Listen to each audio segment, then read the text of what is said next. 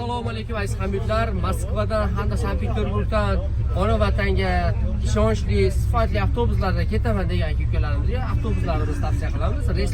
Reyslarimiz har kun amalga oshiriladi. Sankt-Peterburgdan hozirda yo'lovchilar kam bo'lganligi uchun Cheres Moskva orqali olib ketilyapti. Bunga ham albatta avtobus qo'shishga harakat qilamiz. Agarda Moskva shahriga ketmoqchi bo'lsangiz, Moskvada har kuni reyslar 15:30, 19:30 hamda kechki payt 21:30 da reyslar hozirda amalga oshiryapti. Ishonchli nomerlar ekranda turibdi. Like, kommentariyani kanalga obuna bo'ling. Hozirda yo'lovchilar fikrini bir qator so'rab o'tamiz. Assalomu alaykum aka. Yaxshimisiz? Qayerdansiz aka? Samarqanddan. Mana keldingiz. Ishlar bitta endi ona vatanga qaytyapsiz. Avtobus haqida fikringiz? Normalmi? Avtobus mana tezlab ketdi. Avtobus ichi issiqmi? Pechkalar ishlayaptimi? Moshni. Tavsiya qilsa bo'laveradimi? Shikoyatlar yo'qmi hech qanday? Azizlar, mana akalar nima deysizlar sizlar? Yaxshimi? Tavsiya qilsa bo'ladimi avtobus haqida? Muammolar yo'qmi? Cho'tkimi?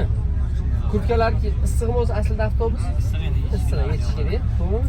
Aka nima deysiz? Assalomu alaykum. Avtobus haqida fikringiz? Tavsiya qilsa bo'lar ekanmi? Ishonchlimikan? Mana to'lovlarni O'zbekistondan orqali to'ladingiz. Как положено qilsa bo'lar ekanmi? Azizlar, shunday komfortabil avtobuslarda akamiz mana ketmoqda. Nima deysizlar aka? Yaxshimi? Tavsiya qilsa bo'lar. Dokumentda muammo yo'qmi? Cho'tki. Shunday komfortabil avtobuslar sizlarning xizmatlarida murojaat qiling, like, kommentariyani